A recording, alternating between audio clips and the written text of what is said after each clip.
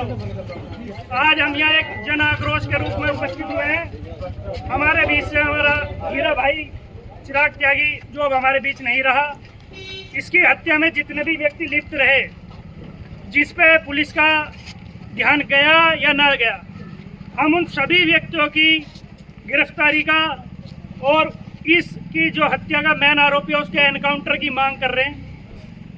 हमें आर्थिक रूप से सहायता मिले ना मिले, मिलनी चाहिए, वो सही बात है, पर मिले या ना मिले पर इनका एनकाउंटर जरूर मिले। हमें जब तक इनके हत्यारों का एनकाउंटर नहीं होता, हम कुछ समय पुलिस वालों को अभी दे सकते हैं, उसके बाद हम आमरण अनशन पर जाएंगे। कुछ मुख्य बिंदु जो हमारे भैया जी बताएंगे।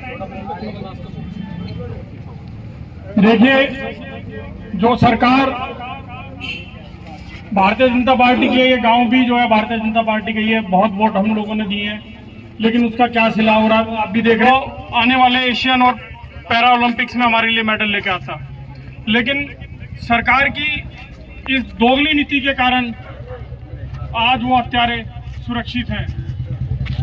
आज पुलिस की गिरफ्त में है, कल कानून की लचर व्यवस्था की वजह से वो बच भी जाएंगे, और ऐसा होता है। परिवार की और सभी क्षेत्रवासियों की मांग है कि जो कार्रवाई लोनी में खोड़ा वाले कांड में हुई है, जिसमें डिमोलिशन किया गया है उसके मकान का और एनकाउंटर किया गया है, वो किया जाए। दूसरा, परिवार को 1 करोड़ की सहायता दी जाए। परिवार को आजीविका के लिए निरंतर कोई साधन दिया जाए जिसमें उनकी आजीविका चलती रहे। ये एकमात्र, इसका नाम भी चिराग था और घर का भी ये इकलौता चिराग था, इसका और कोई बहन भाई नहीं है।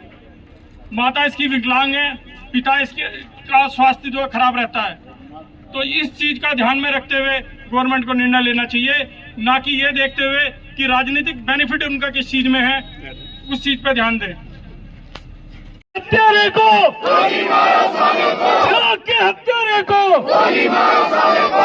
भैया, पहले मैं आपको बता रहा हूँ सरकार क्या है। मुझे पता है, अगर हमारा बच्चा ठाकुर होता, अब मारने वाला मुसलमान होता, तो भाई हमें यहाँ इकट्ठा होने की जरूरत भी नहीं, उसका अपने आप एनकाउंटर हो जाता। आपने देखा गाजियाबाद में 2 केस हुए, दोनों सेम केस हुए, यार ने ही मारा दोनों को, एक दूसरे के दोनों यार थे, उसे भी मार दिया, उसका एनकाउंटर भी हो गया, उसका घर भी ढह गया। और यहाँ पे क्या हुआ, यहाँ पे साले अभी अरेस्ट भी नहीं हुए। अभी जिसने पिस्टल दी, जिसने गोली मारी, उसे अरेस्ट कर लिया, कभी कह रहे जेल भेज दिया, कहाँ भेज दिया। ये हमारे साथ बहुत अन्याय हो रहा है भैया। और सुनो मेरी बात, आज तो हम यहाँ इकट्ठा हो रहे हैं शांतिपूर्वक, कल हम डीएम का घेराव करेंगे, और जब तक नहीं उठेंगे जब तक हमें इंसाफ न मिलेगा।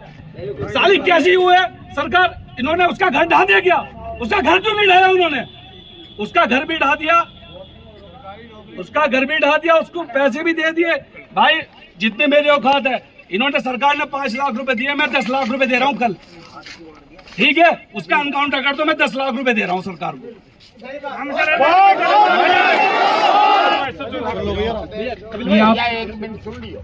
ये सैथली गांव की तरफ से हमारा मुराद नगर भी आपके साथ है, प्रॉपर आपके साथ रहेंगे। आपकी जो मांगे हैं मैं अपने उच्च अधिकारी गणों के सामने रख देंगे, ठीक है जी। बहुत धन्यवाद।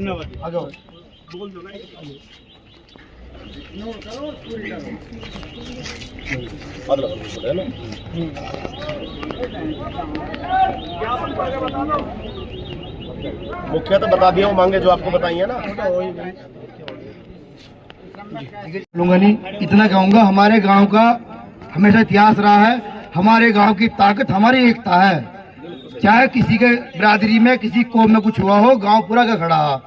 और आज भी आपसे सबसे यही निवेदन है, सबसे यही आशा है कि पूरा हमारा गांव इस बच्चे को इंसाफ दिलावे।